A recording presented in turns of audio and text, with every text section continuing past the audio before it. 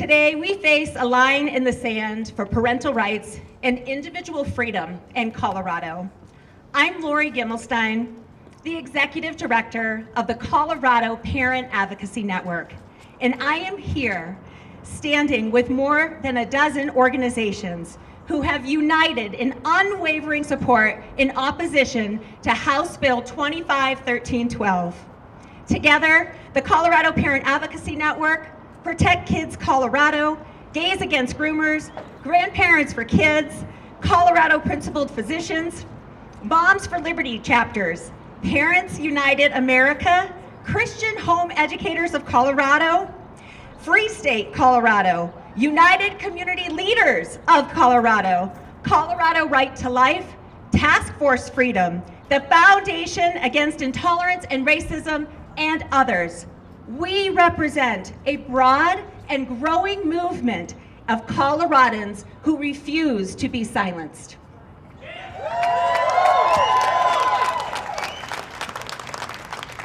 This bill, deceptively titled Legal Protections for Transgender Individuals, would force every Coloradan, including parents, teachers, doctors, business owners, and even children, to affirm a person's declared identity or risk punishment. It's not just bad policy, it is a dangerous mandate that turns free speech into discrimination and parenting into a punishable offense. We have already walked alongside parents who will be speaking today, who have lost custody rights of their children, not for abuse, but for using the name they gave their child at birth. Under House Bill 25-1312, this heartbreak becomes law. It demands forced, un-American ideological compliance in every public space, schools, clinics, courtrooms, workplaces, and punishes anyone who dares to caution their child and say, wait. And yet, despite 32,000 Coloradans signing our petition in opposition of House Bill 25-1312, and despite phenomenal bipartisan public outcry, legislative leadership, the Democratic legislative leadership, is trashing opposition emails and hiding behind false compassion. Let's be clear. 42 of the 43 House Democrats voted yes on this bill when it was heard in the House, and every single Republican voted no.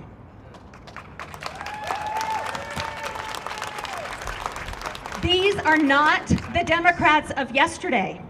These are radical ideologues determined to replace your authority as a parent with the power of the state. But we are not backing down. We are grateful to Senators Frizzell and Carson for leading the charge in today's Senate Judiciary Committee to protect our parental rights, to protect your freedom of speech. And over the next week, every senator and Governor Polis will reveal whether they stand with parents, freedom of speech, or with state-imposed ideology. We are many, we are rising, and we will not comply with a law that criminalizes conscience and silences love.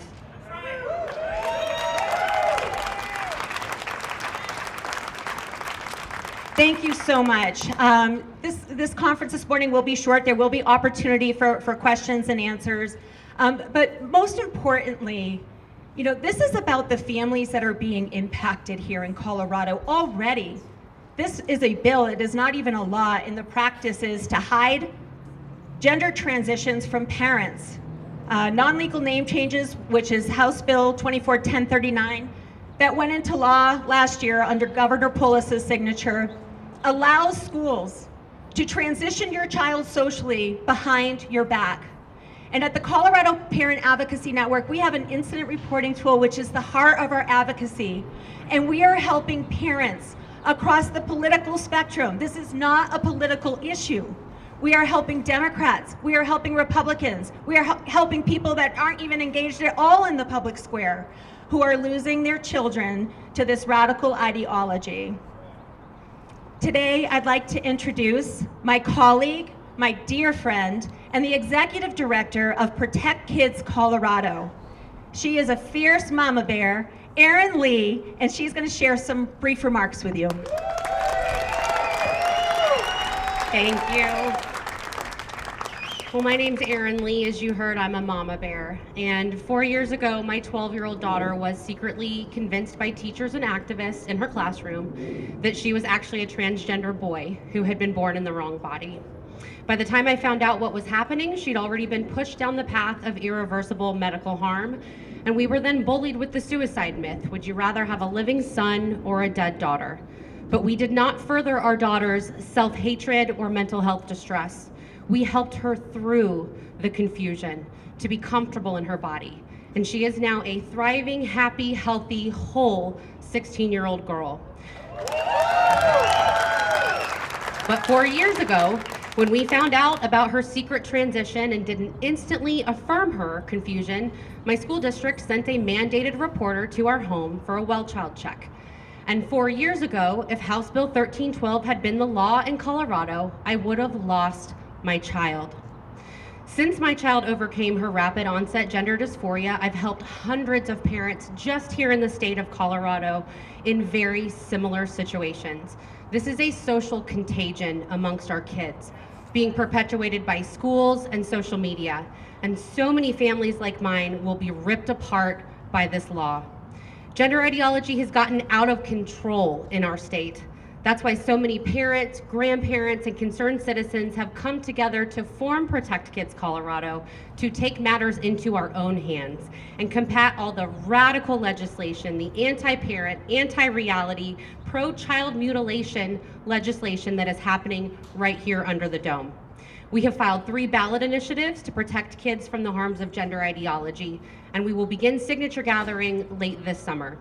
We invite all Coloradans to carry petitions, to gather signatures, and to help ensure that we make the 2026 ballot and reverse this radical direction of our state.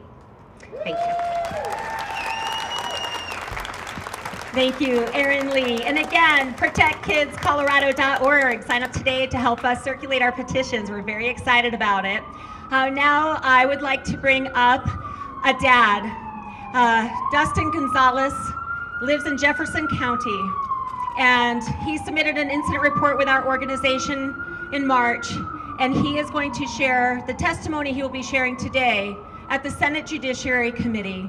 His voice is one of many, and we are so grateful that he has taken the brave and courageous step to speak out about the truth of what is happening. If you could please welcome Dustin Gonzalez.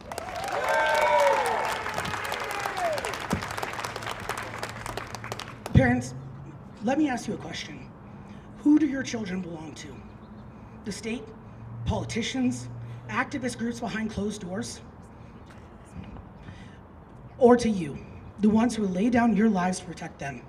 If your answer is anything other than the state should decide, then hear me clearly. They are coming for your kids. I'm a follower. I'm a father. I'm a follower of Christ, and I never expected to be standing here. Behind me are parents already shattered. 1 is being silenced by a gag order, 2 have lost their children completely, and the painful truth is, I'm the lucky one.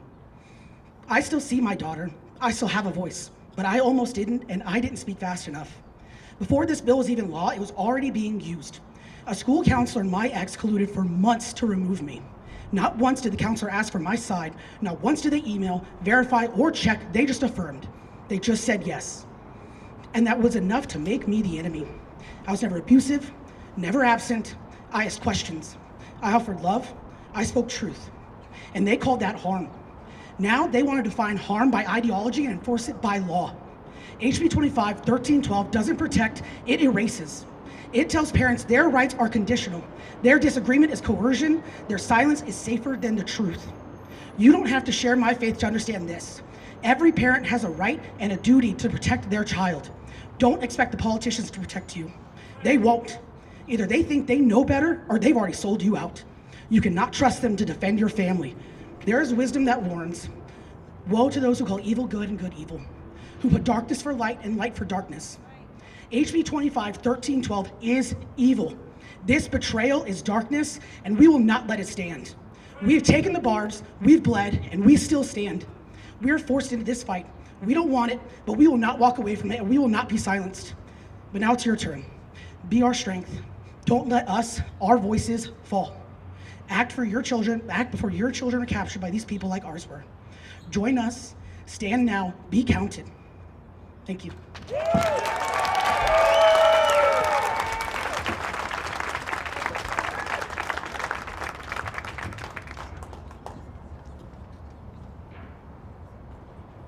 Thank you, Dustin Gonzalez. Again, I'm Lori Gimmelstein, the Executive Director of the Colorado Parent Advocacy Network.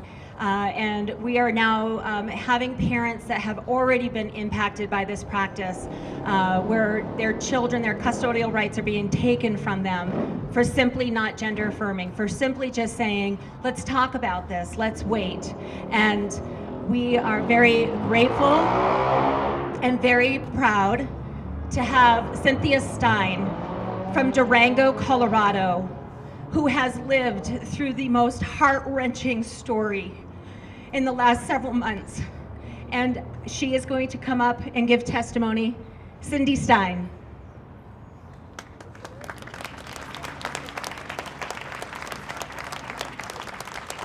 Thank you, Cindy. Watch your step. Great. So you're just going to want to speak like kind of close to the Just a moment.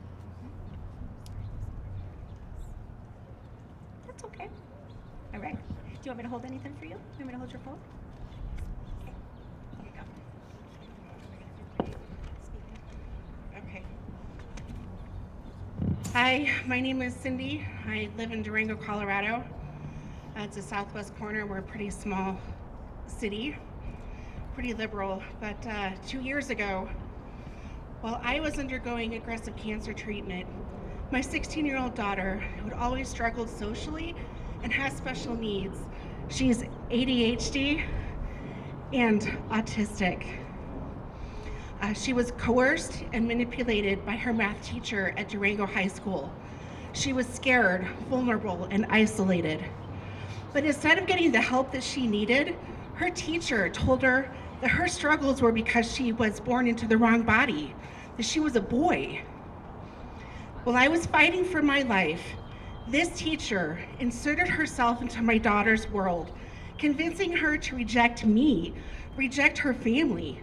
But when I pushed back, CPS got involved, and I was forced to play along to keep what little influence I had as her mother. Today, my daughter is 18. This predatory teacher who has been harboring my daughter is helping her get cross-sex hormones that are already hurting her body. And she's calling my daughter her son in public. Because I refused to affirm her as a boy, I was labeled as the abuser. I was even forced to stop contacting her by an attorney this teacher helped my daughter hire. This bill would protect predatory adults like that teacher. It would silence caring and loving parents like me. It would punish any parent who dares to love their child enough to tell them the truth. So I'm here to fight for my daughter, to fight for all of my kids, and for the future safety of every child in Colorado.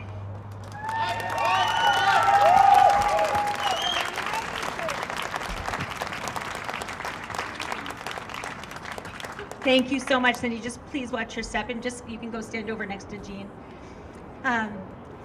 Thank you again.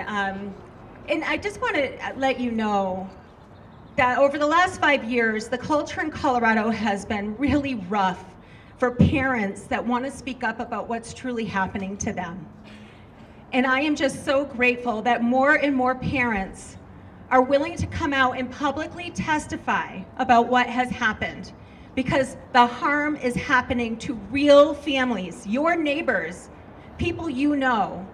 And with that, I'd like to welcome a dad that has also become an incredibly good friend of mine, Jean Maine from Boulder County, and he is going to share the heartbreaking testimony about what is happening with his child. Jean Maine.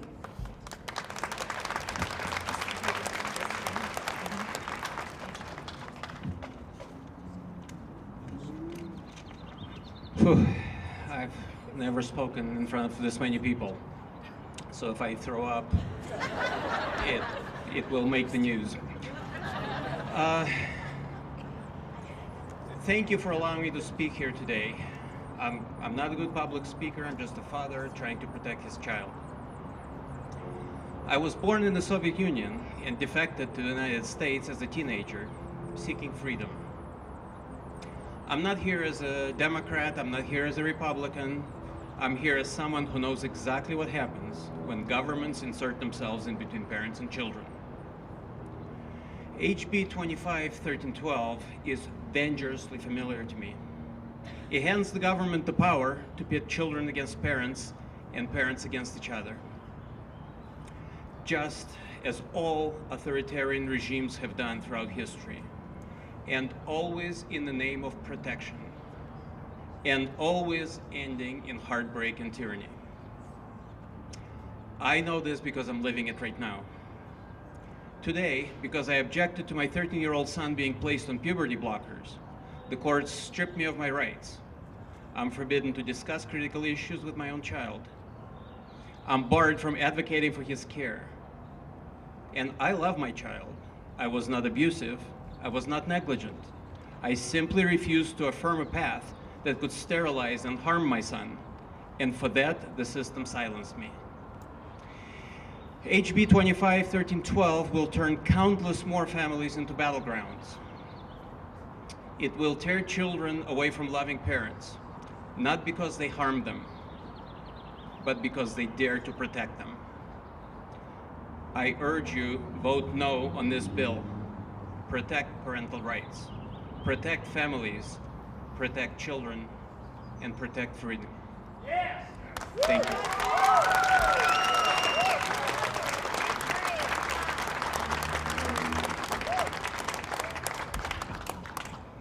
You're welcome. Thank you, Jean Maine. We really appreciate you sharing your testimony.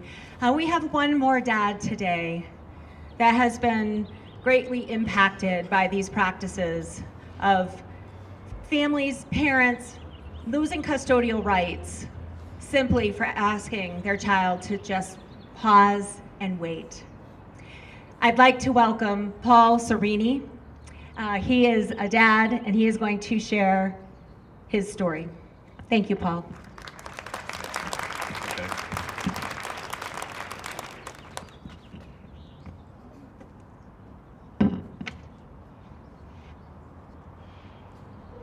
Thank you for coming here today, everybody. Like Lori said, I lost custody of my daughter almost 2 years ago this summer for not affirming her gender.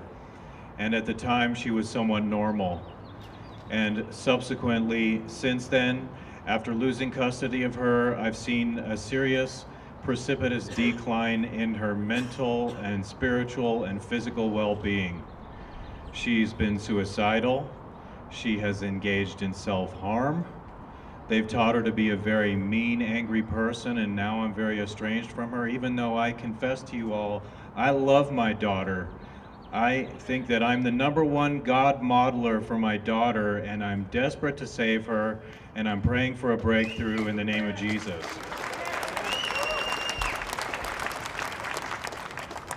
I'm urging everyone in this building to vote no on 1312 because everything bad that has happened to my daughter and the children of these people I'm speaking here with today, this is a snapshot of what's going to happen soon in the future if this trend continues.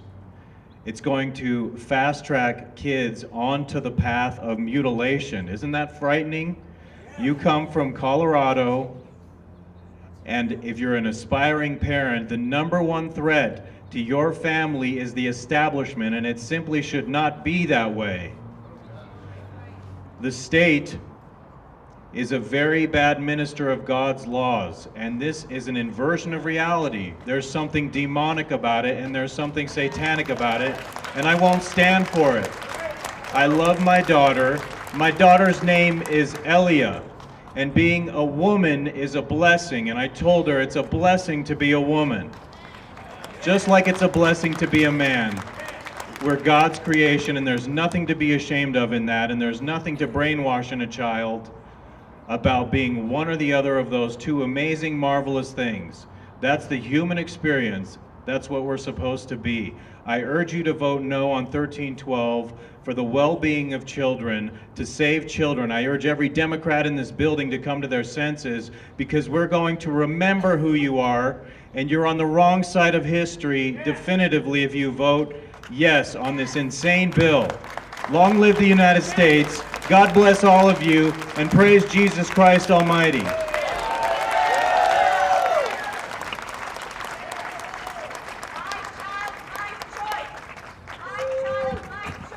That's right. My child, my choice. My child, my choice. My child, my choice. One more time. My child, my choice. And that was the chant we used back in 2023 when the Colorado Parent Advocacy Network stood on the West Steps for the very first time in opposition to House Bill 23-1003 that would allow the state to assess our children's mental health without our consent.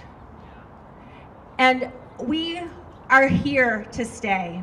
All of our organizations are working together. The beauty of what's happening in the state of Colorado is organizations like ours are united as one, working together, helping people understand what truly is happening.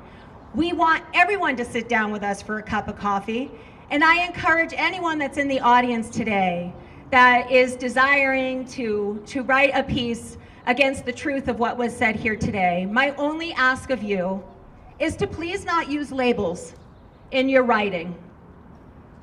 Speak the truth, what really happened here today. I often read headlines that are not truthful, and I encourage you to challenge yourselves to go beyond the labels that are propaganda and speak the truth.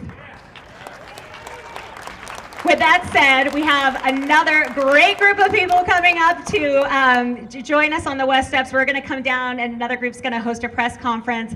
But we're so grateful for everybody that came here today. People deserve to know what is truly happening, and we hope today in the Senate Judiciary Committee things go well. Parents will be available for comment. If anybody is interested, just please come down to this corner over here, and the south corner of the steps, I guess that would be. And again, over 32,000 Coloradans signed this petition in opposition of House Bill 25-1312, and that says a lot.